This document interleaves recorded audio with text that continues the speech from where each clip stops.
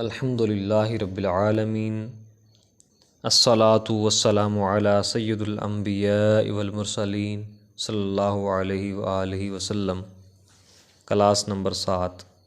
اگر کوئی بندہ مومن اس لیے علم سیکھتا یا سکھاتا ہے کہ علم کے ذریعے شہرت حاصل کرے گا یا دنیا کا مال و دولت کمائے گا، یا صرف ریاکاری کرنا مقصد ہو، یا دوسروں سے مناظرہ کر کے انہیں نیچا دکھانا چاہتا ہو، تو اس میں کوئی فضیلت نہیں ہے، بلکہ یہ شخص گناہ گار ہوگا اور روز قیامت اسے جہنم میں دھونس دیا جائے گا۔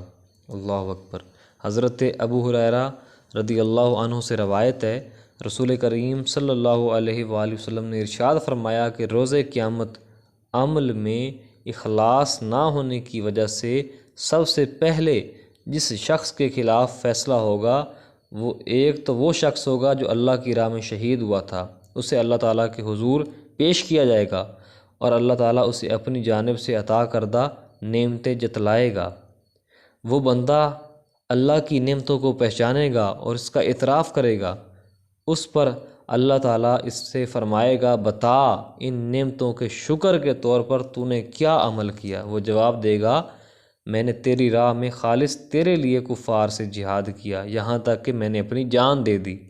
اللہ تعالیٰ فرمائے گا، تو جھوٹ کہتا ہے، تو نے یہ کام میری رضا کے لیے نہیں کیا تھا، بلکہ تو نے مخلوق کے دکھاوے کے لیے ایسا کیا تاکہ لوگ تجھے دلیر اور بہادر کہیں، اور لوگوں نے تجھے دلیر اور بہادر کہا۔ پھر اس کے لیے فرشتوں کو حکم ہوگا اسے منہ کے بل گھسیٹتے ہوئے دوزخ میں ڈال دیا جائے۔ اللہ اکبر۔ دوسرا وہ شخص جس نے علم حاصل کیا، پھر دوسروں کو سکھایا اور قرآن پاک پڑھا، اسے اللہ کے سامنے پیش کیا جائے گا اور اللہ تعالیٰ اسے اپنی نعمتیں جتلائے گا۔ وہ ان نعمتوں کو پہچانے گا اور ان کا اعتراف کرے گا۔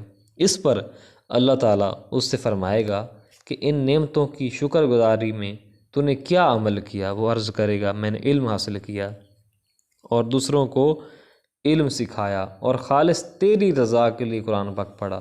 اللہ تعالیٰ فرمائے گا، تو جھوٹ کہتا ہے، تو نے علم اس لیے حاصل کیا تاکہ لوگ تجھے عالم کہیں، اور قرآن پاک اسی لیے پڑھایا اور پڑھا تاکہ لوگ تجھے قاری کہیں، پس لوگوں نے تجھے عالم بھی کہا، قاری بھی کہہ دیا۔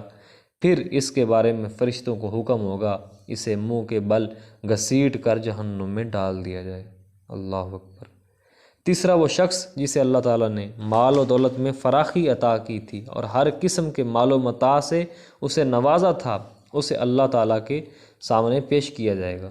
اللہ تعالیٰ اسے اپنی نعمتیں یاد دلائے گا اور وہ ان نعمتوں کا اقرار کرے گا۔ اللہ تعالیٰ فرمائے گا، تو نے ان نعمتوں کی شکر گزاری کے طور پر کیا عمل کیا؟ وہ بندہ عرض کرے گا کہ میں نے اپنا مال اس راہ میں خرچ کیا جہاں تجھے پسند تھا۔ اللہ تعالیٰ فرمائے گا، تو جھوٹا ہے، در حقیقت یہ کام تو نے اس لیے کیا تھا تاکہ لوگ تجھے سخی کہیں۔ پس اس کے بارے میں فرشتوں کو حکم ہوگا اسے بھی منہ کے بل گھسیٹتے ہوئے جہنم کی آگ میں ڈال دیا جائے۔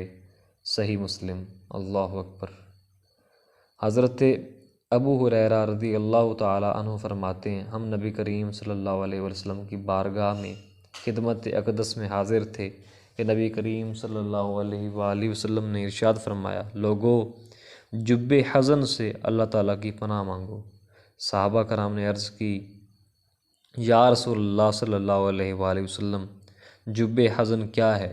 تو فرمایا، جہنم میں ایک وادی ہے جس سے جہنم ہر روز 400 مرتبہ پناہ مانگتی ہے۔ پوچھا گیا، یا رسول اللہ، اس میں کون لوگ جائیں گے؟ تو آپ نے فرمایا، وہ قرآن کریم پڑھنے والے جو اپنے اعمال میں ریاکاری کرنے والے ہوں گے۔ ترمذی شریف۔